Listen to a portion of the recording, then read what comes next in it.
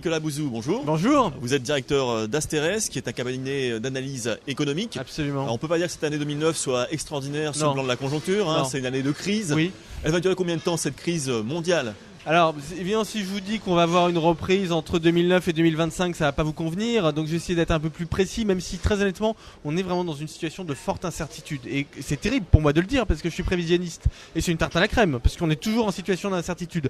Mais là, plus.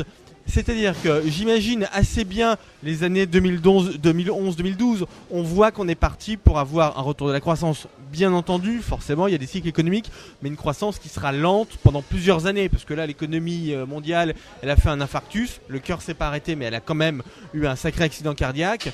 Elle va pas courir un marathon tout de suite, donc il faut un temps de convalescence. L'année 2010 va être l'année de toutes les surprises, parce que, pour faire vite, mais on a mené des politiques économiques pour sortir de cette crise qui sont des politiques économiques extrêmement audacieuses. Il fallait le faire, notamment des politiques budgétaires de relance.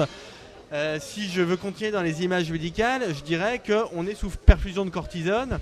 C'est très bien, il fallait le faire. Il va falloir peu à peu quand même réfléchir à débrancher le malade. Et là, on ne sait pas bien quelles peuvent être les réactions de l'économie par rapport à ça. Donc on va avoir très certainement 1 à 2 années de grosses surprises.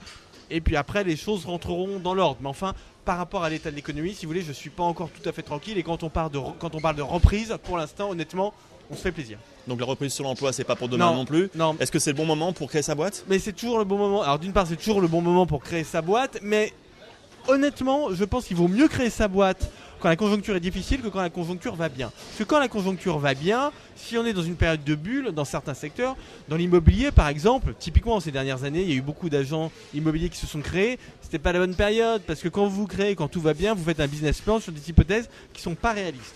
Donc, il vaut mieux créer sa boîte quand les choses sont un peu difficiles parce qu'on a des hypothèses qui sont plus sensées. Et puis surtout, je pense moi qu'on est dans une crise qui est quand même sérieuse, qui va au-delà d'une crise, c'est une redistribution des cartes à l'intérieur des secteurs. Il y a plein de secteurs, l'automobile, la musique, la santé, dans lesquels on voit bien qu'il se passe des choses, les comportements des consommateurs changent, et finalement, les entreprises qui se créent sont certainement mieux à même de saisir les opportunités et de voir les bouleversements que les gros mastodontes. Donc oui, il y a certainement de très belles choses à faire en ce moment, et d'ailleurs beaucoup de boîtes qui se sont créées, McDonald's, Microsoft, se sont créées dans les années 30, après le premier choc pétrolier, donc pendant des périodes de crise. Alors là, vous parliez des grands succès planétaires des boîtes américaines. Oui.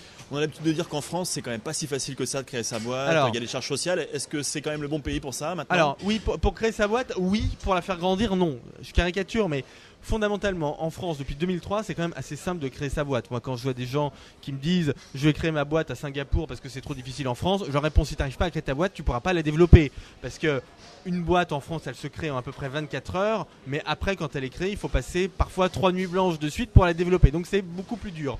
En revanche, il est encore relativement difficile d'embaucher, en tout cas le coût du travail est relativement élevé, et c'est vrai qu'en France il y a ce qu'on appelle des effets de seuil, c'est-à-dire qu'il est difficile de faire passer sa boîte de 49 à 50 salariés parce qu'on devient une plus grosse PME et on a tout un tas de contraintes réglementaires qui nous tombent dessus. C'est pour ça d'ailleurs qu'on a beaucoup de micro-entreprises. Donc créer sa boîte, oui, il faut le faire. La faire grandir, c'est vrai qu'en France c'est encore compliqué, mais honnêtement les choses néanmoins évoluent plutôt dans le bon sens.